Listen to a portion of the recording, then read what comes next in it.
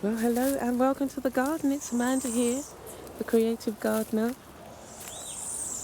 It's been a while, has it? I want to give you a garden tour for the end of the month. We're coming to the end of the month. And so it's nice to really kind of see how the garden has been growing. And I wanted you to just experience that path. One of the things I've been trying to do is just create different spaces in the garden and places that you can walk that make it feel like you're going on a journey, as you can see. Anyway, so it's been, we had a bit of rain and things kind of picked up, and it's been quite hot and dry again, and so things that I planted that were looking lush, like these aloes here, once the rainy season starts, they're going to pick up. But these were all babies from the main plants you can see up there. And we'll just go over and look. So I'll give you a general. So generally, what you see now is some things kind of struggling a bit, like the Mexican sunflower. It gets kind of droopy when it gets really dry. So I don't bother cutting just yet, because what I would normally do is kind of level all of this off and do a chop and drop. But when they're looking like this, it's just like, okay, let me just leave it, because I know you're going to get some more vibrancy in the leaves. The other reason why I've left them is that they were in flowering, and I love this kind of sea of yellow flowers that you get. Not so much at the front, again, because they're drying, but this bit here I had allowed to grow to this length, because when I was going to cut it, I noticed some new buds, and you can see, the new buds appearing here. So I just allow them to grow and then just give them a chop. And like even here, I would normally chop this to about there, chop it about halfway. But in the rainy season, everything gets lush, and the leaves fill out the spaces where you can see spaces in between the branches. I mean, it's all looking a bit, even my deadwood hedge is looking a bit, I can see some spaces in there. But we have a resident mongoose and his family that Cole is trying to make acquaintance, but he's not having it. Anyway, so let's look at some of the individual plants. This is the Soursop, and as you can see, we've got some fruit here. I've counted about 5. Again, it's feeling a bit dry. It's lost some leaves, but the fruit are coming on, and I know within the next week or so we'll have a good downpour, and a lot of the plants will be revived. Other than that, what I do is water them by hand, just to get them through the dryness. The Tamarind Tree, both of them have lost all their leaves, and again, this seems to be when it gets to a certain dryness. This is what happens to my plants. I'm not sure whether it happens generally, or is it just my plants. Anyway, we've got, look, I'm going to have to pick that, otherwise it's a young papaya. The tree is a hermaphrodite, and they normally grow, so it's male and female, and they normally grow more cylindrical fruit. The last one I had, which just looked amazing, was a really good size, was eaten by a parakeet. So I'm going to have to pick that one today and just finish ripening it, because it's starting to ripen. So just finish ripening it inside. But we've got a banana here. I'm just trying to keep it. This one has, it's looking better than the others. It's looking good because it's not had so much of the sunshine It's been shaded a bit is what I mean, and it's on a slope. So what happens is when it does rain, on the other side of this there's a dip, so water collects there, but then it drains down here and you can actually see it on the soil kind of running down, and it collects here. So these plants are always well watered, and this whole particular area as well. Where are you going? Come. So as we go around here, the Neem tree is looking magnificent. How tall it's grown. It's like,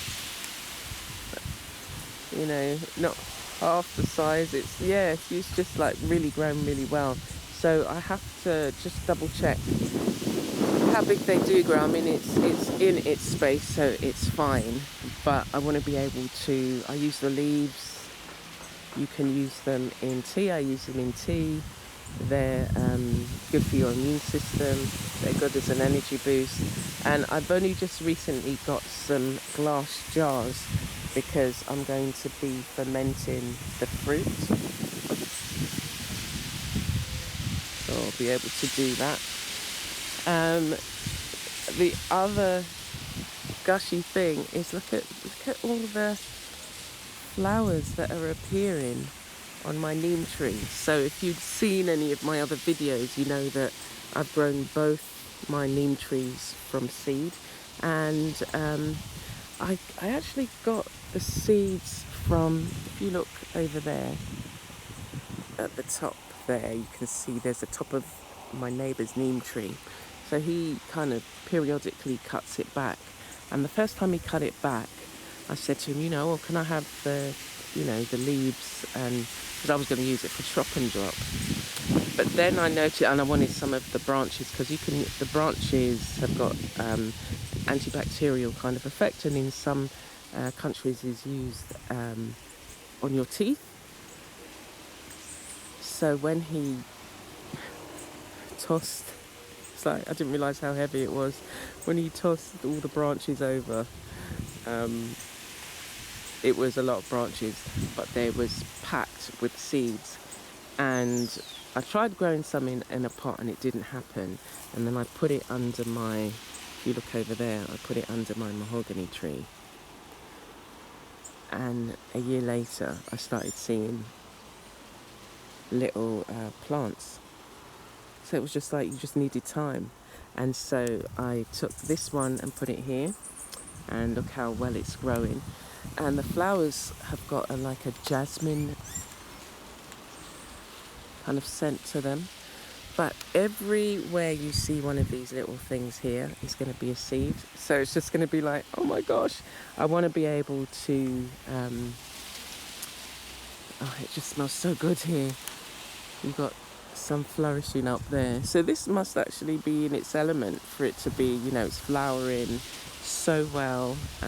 It's just probably in its perfect environment. Compared to the other one, it's doing well, but you don't see as many flowers appearing. But just standing here is just like a treat. And when the rest of them come out, it's like you're in heaven. Anyway, so I've got some other younger neem trees popping up in different places, and I've just left them where they are, and just to see how they'll do. So the aloes, they all flowered, and now what's left is, this is a seed pod, but I'll cover that in a different video and you can see it more clearly. So I don't know whether you saw that sparrow. Anyway, but generally, yeah, the garden is, going through its next stage where we're waiting for the rains from the, when it becomes the rainy season. I took some of the scaevola and cut that back a bit, and I'll show you the scaevola if you're not familiar with it. And I've just chopped and dropped it here because I didn't have the, let's go around this way.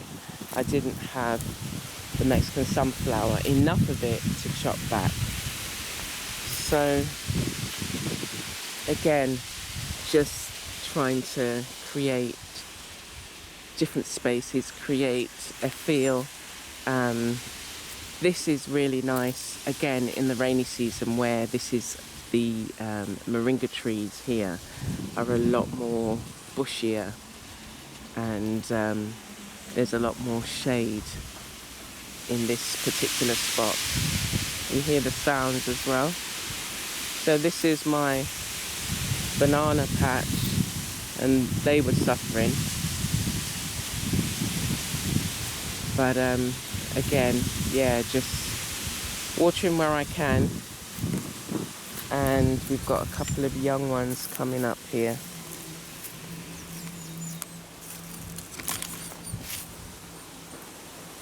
Oh, looks like these are drying.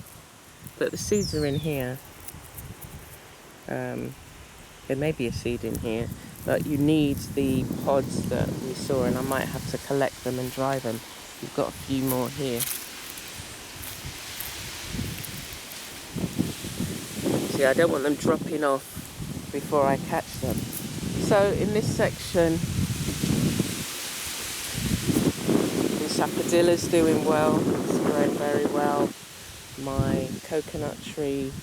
And I've just dotted the aloes about because they just continue to have little babies, and I just kind of give them a bit of space. And that's hence why I'd moved the other aloes, because I think I took them all from this one. This one looks like that one. See, there's at least, I don't know, 15 additional plantlets waiting to be moved. It's just like I didn't have the space, because what I did was I'd put them along the side, but again, it's not looking as lush. When you come back maybe next month, it will look more lusher. They'll look like these ones, because the way these look now, these ones used to look the same, and look how well they've grown, and they're growing backwards as well. Anyway, so in this section, these are the trees with the red seed. People usually make jewelry from them. They're very hard, but they're also, you can cook them. But I'm still deciding which one I want to grow to full size. It may be this one, because this one looks a bit better, and then I'll just cut back these two. I've got about 6 of them in the garden, again grown from seed. So here's the other neem tree. Now the flowers that are really growing are up there. We've got some just above me, and the aroma is just, again, divine. I wanted to have plants that had a scent. So the neem is one, the henna is another. Again, the flowers, which there's a few. Got a lot of seeds on here. I've collected a lot. See, but you see the flowers here? They've got a beautiful smell. Again, very jasmine-y. And if we look at the seed pods, so you've got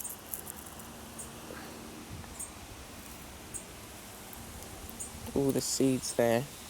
So I've just been dropping the seeds around the garden. Again, you know, it's just like, I don't mind having loads of henna plants, because I want to use the henna to see about dyeing, you know, fabric or paper. So yeah, generally what I'll have to do is talk about plants specifically, but this is, yeah, generally what it's been looking like. I took cuttings from my Frangipani tree, which is there. So I planted one just over there at the front, and I put this one here. I wanted to have the scent from this tree here. I'm going to keep it kind of compact and not let it grow too tall, but they kind of grow about 10-15 feet, so I think there's enough space here for that. We've got our guinnep, or what they call Bayesian Ackies, growing here again. I'm thinking about keeping some of the trees a bit more compact. The guinnep tree can grow up to 20-30 feet, so obviously I can't cater for that here. So I've got how many plants I've got? I've got about 8 guinnep trees, and so for some of them I'm going to see if I can keep them at a height and whether they'll still produce fruit, so I can experiment with a couple. The one that I've got one, I don't know whether you can see it there, it's quite skinny, it's there at the front. I was saying to myself, okay, that one can grow to full size because it's at the front, it's got nothing blocking it, so we'll see. My curry leaf. So yeah, the plants are going through a bit of trouble at the moment because it's again got very dry. My sugar cane, this is the last green plant. I had I think 5 or 6, and they've grown tall, but they've not produced the cane. I think I probably just, oh look, at this one on here. I probably just didn't treat it as well as it needed to be treated. We have so many lizards in this garden, but they eat the insects. And again, we've got a few varieties of lizard as well. But yeah, the sugar cane, I'm going to have to get some more pieces and try again. But it did grow. Perhaps this particular space wasn't the right space for it, and it just couldn't take it. But I found, in having them here and dying, I found that the slugs and the snails don't like the leaves because it's like one side is kind of sharp, so if they rub over it they'll kind of cut themselves, so that's a nice natural deterrent. That's my watering bottle over there. Let's look at the more kind of lush side, which was the side that I first started tending when me,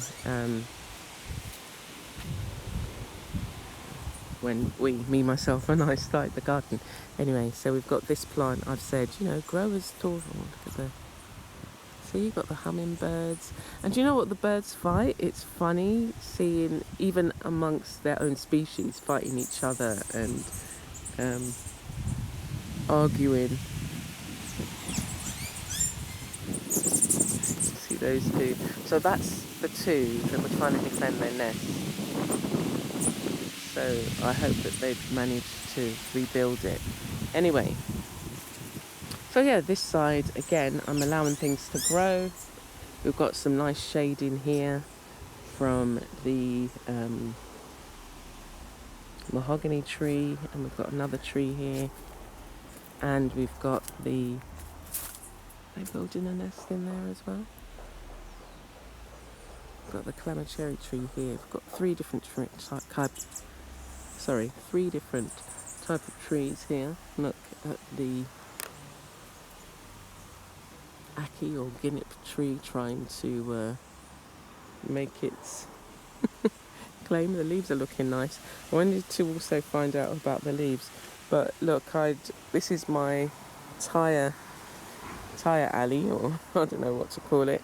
Anyway, so it's actually going into the soil. I had put they were just young These have all been grown from seed, so I just put them there, not knowing how big they were going to grow, but I know that I want to have this kind of tree lined here. The plant that's best for that is this, because this is a bush type plant. It's got I say it all the time, it's got a orange blossom aroma from the leaves, so the leaves are scented, but they make a nice hedging plant. You just got to cut it how you want it. And let's go back around here. We've got a male and female papaya tree. My male one, again, not doing well. The female, we might have to, I'm not sure if it's going to survive. We've already had about 8. Look at it. We've already had about 8 fruit, but they're supposed to last time and time again. Let's see what's going on. I just need water, but the slugs have also been having a feast. And if you look at the base here, sometimes what the ants do is they find a hole and then they just eat their way through it. So this might not actually survive. We'll see. Yeah, they just eat their way, and because it's fibrous in the middle of here, it's not an actual, tree, but it's kind of quite fibrous, and so but this male one, the male one flowers as well, and where's she pointing? The male one flowers, and it has scented flowers as well, which you can see in some of my other videos. Oops, come out too fast. Yeah, so this side everything seems to be growing well. My mango trees, I've got 3 over here, and then some spread out to the rest of the garden. This is I mentioned that I use this for the chop and drop, and I like the way this side is feeling. I want the rest of the area to have, like the dappled shading, and again, my Suriname Cherry.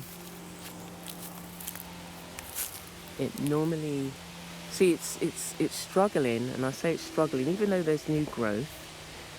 The leaves should be a lot bigger, and it's becoming quite spindly, so I'm going to need to pay attention to this one and my and this bay leaf. So again, we've got new growth, but it's still having a hard time.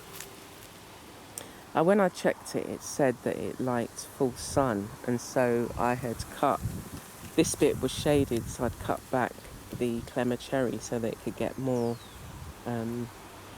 sunshine. And it's just like, again, maybe when it starts to rain again, we'll be able to get some vigorous growth from it. So that's what it's looking like at the end of March. Did you see these? I showed you these, didn't I? Found out they were called Quadrello Indica, and the inside is so vibrant. Although what's been happening is the flowers that come from this is beautiful, beautiful smell. Here's one that hasn't opened yet. But what's happening is that the birds are taking the seeds, they're, I don't know, eating some of them or eating the pulp inside, and then just dropping the seeds all over the place. And it's just like, I've got quite a few of the plants now, they're just appearing. But This is the neem, as I was saying, you know, the neem just been popping up in all the different places, and I'm thinking to myself, so where they're popping up is probably where I had just chopped and dropped. I just put the leaves thinking, oh, let me put it there. Here's another one of the Quadrello Indica. So I'm just going to leave that there because there's nothing else here, and just allow it to grow. Just allow things to grow where they are, because I've said to them, we're going to create a forest-like feel. And once there is shading, you know, I can then invest in some wood chips and put it on the paths, because when it does rain, this all becomes muddy, and cold's bringing in mud, and the cycle that I need is the when the grass grows, I get it cut, and then I cover all the paths. The fountain grass, let me show you, that also acts as a good cover for areas that are walkways, and so this usually grows very bushy, but as I said, you know, a lot of them are having problems at the moment. And then so cut that, and then I'll just put it all over the ground, and I love that look. It only lasts for about a month or so until, you know, the next cut. So here's some that was cut and laid on the beds themselves. So I alternate between the grass, the like the fountain grass, the leaves from the mahogany tree, and more recently I've been putting the moringa, the case in. So what's happening is the parakeets are stripping open the drumsticks and eating most of the seeds and leaving some,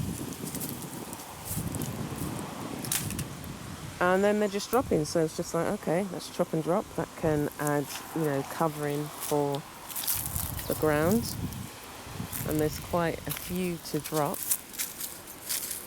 so that's fine. Yeah, so that's how the garden's coming along. I did put some shredded paper down, that's what this is, because there was one point it was just like there was nothing I had to put on the soil to put here as a walkway, and this is the third time I've done it, and it just breaks down. I did put some along here. This is where I first experimented, but it's all gone now. And what it also helped to do is stop the runoff of the soil, as you can see here. So this is going to need to be renewed. So what happens is when it rains, see that? It's just all very fine. So I'll come round with either the, this is remnants of like where the fountain grass. So that was there at one point, and the grass. So I'll just keep doing that, just like here. So this is an ideal example, just putting it there. So when it rains now, all the soil just stays in place. So I've just got to go around and spot check different areas and just make sure it's covered.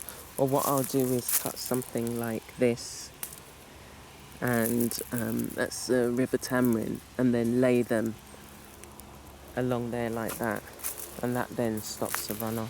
So you just got to do what you can, especially when you're on a budget. And this was black sheeting. There used to be a lot of grass growing here, so I wanted it to be, it was either going to be a bed or a walkway. I've turned it into more of a walkway here, and I'm still debating whether to put anything here.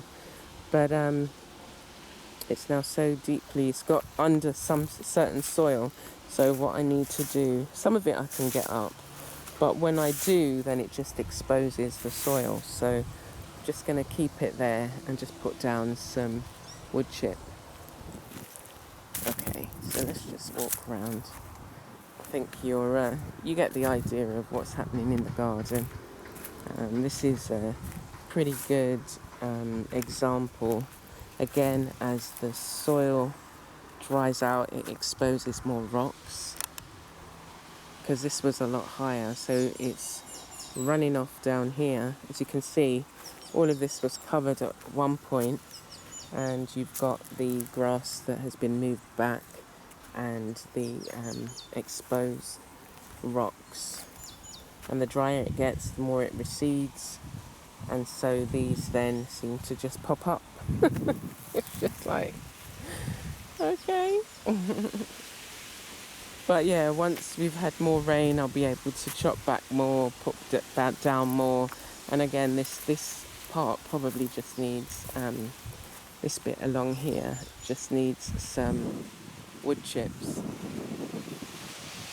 But that's a lot of wood chips. And the paths along here, I managed to keep them kind of maintained, that you can see and feel the adventure. And this, I like this bit. This is just that feel. It just gives me a kind of foresty feel, foresty garden feel. And just up there, just kind of everything. You have to experience it. Anyway, so I hope that's been interesting. I will be kind of just talking. Look, so you can see that, I don't know what you can see, that bird up there in the tree is one of the sparrows that is stealing from the bird's nest, stealing the nest basically. Very bad indeed. Yeah. So, so I hope the saga continues.